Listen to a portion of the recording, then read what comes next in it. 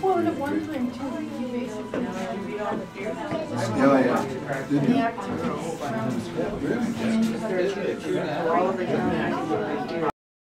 into the late 70s, or mid 70s anyway, I think. Yes, I think you're right. As the alternative school. Yes. Yes. Because I certainly remember their big truck coming up into Whitehorse in 75 and 6. Penswold. Good for you. There you go. You must be younger than I am. And we Your memory's much better. certainly took the picture to Dawn or Jan, they'd be able to say.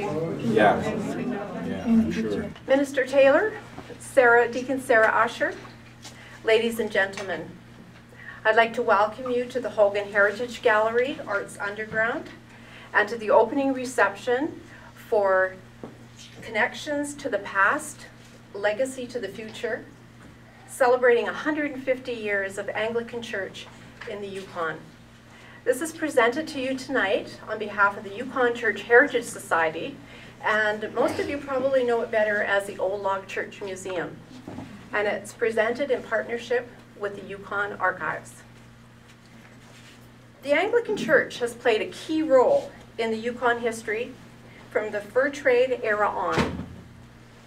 Early explorers, traders, and miners were soon followed by missionaries anxious to share the Christian message. Church workers have been present and involved in key periods of Yukon history, like the Klondike Gold Rush, First Nations ministry, the Yukon's role in both world wars, and more recently in residential schools reconciliations. Many individuals associated with the Anglican Church have also been key figures in Yukon history. Bishop Bompus, Bishop Isaac Stringer, Reverend Richard Martin, and Deaconess Hilda Hallaby, to mention a few. And of course, as you look around at the pictures, you will see a lot more names that are familiar to you as well. The exhibit that we're viewing tonight is a way of capturing this long, ongoing history from the first missionaries of 1861 to the present day. This has been accomplished through the use of archival material, memoirs, historic photos, films, and interviews. Also, there's an audiovisual presentation that has been developed to go along with the exhibit, and it goes into greater detail about the history of the Anglican Church and its intricate connection with the Yukon Territory's history and development. And now at this time, I'd like to call upon Minister of Tourism and Culture, Elaine Taylor.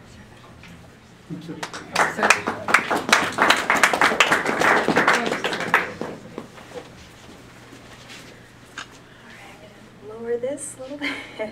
Well, good evening, everyone, and thank you so very much for this really great opportunity to congratulate and to commend the work of the Society for what you've been able to accomplish here in what has been really a work in progress for a long, long time. And as you had just mentioned, Arlene, that we are here to really celebrate the kickoff of this particular exhibit, and that is certainly it's a photo exhibit entitled Connection to the Past, Legacy for the Future, which really encapsulates the 150 years of the Anglican Church history here in the Yukon. For myself, I have a lot of history to do with the Anglican Church. In fact, my mother and father were married in the Anglican Church in Watson Lake. Way back, I can't even recall. It must have been 1964, I think it was. And of course, that is when I was also baptized in that church. I was confirmed in that church, and I also was married in the church right next door to the Old Log Church Museum, of course, and we all know what we were talking about there. So certainly this is a really great pleasure of mine to be able to participate in this particular launch, and certainly the government of Yukon is very pleased to have been able to provide support, and as Arlene had just articulated. It's through the Department of Economic Development and through our own museums unit in the Department of Tourism and Culture. This funding support really helped a lot of research and development by society members, and certainly looking around the exhibit, I think that they've done a really remarkable job encapsulating and certainly encompassing a great degree, a wealth of corporate knowledge dating back to the missionaries, the whalers, First Nations culture, and so forth. And for that, we congratulate them as well. And certainly, as you know, the Old Log Church Museum is a great member of our museum community in the Yukon.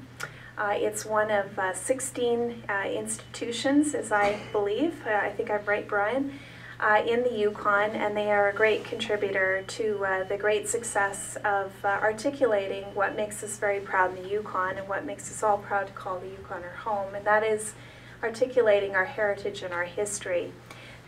And on behalf of the Diocese of Yukon, I'd like to call upon Deacon Sarah Usher.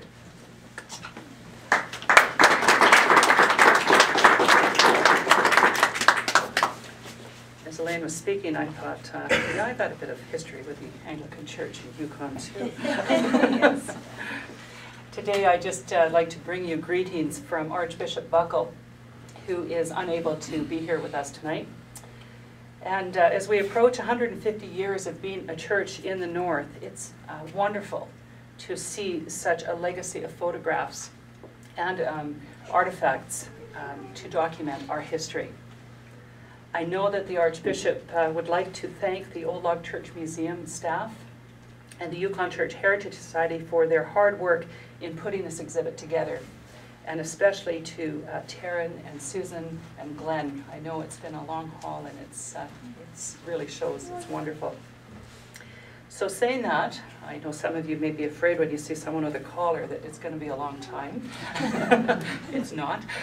I just want to thank you all for coming, and just take your time and enjoy the 150 years that we have here in this room. Thank you.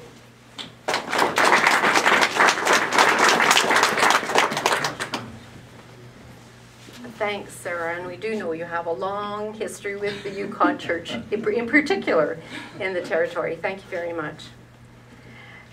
As Minister Taylor said, the exhibition is going to be a traveling exhibition. It will be here in the gallery until the 31st of January, so please mention it to your friends, because there will be things that, there's a lovely picture of Bishop Lobsinger down there, and I thought that was quite fitting to have there too. So please mention it to your friends so we can have as many people come through as is possible.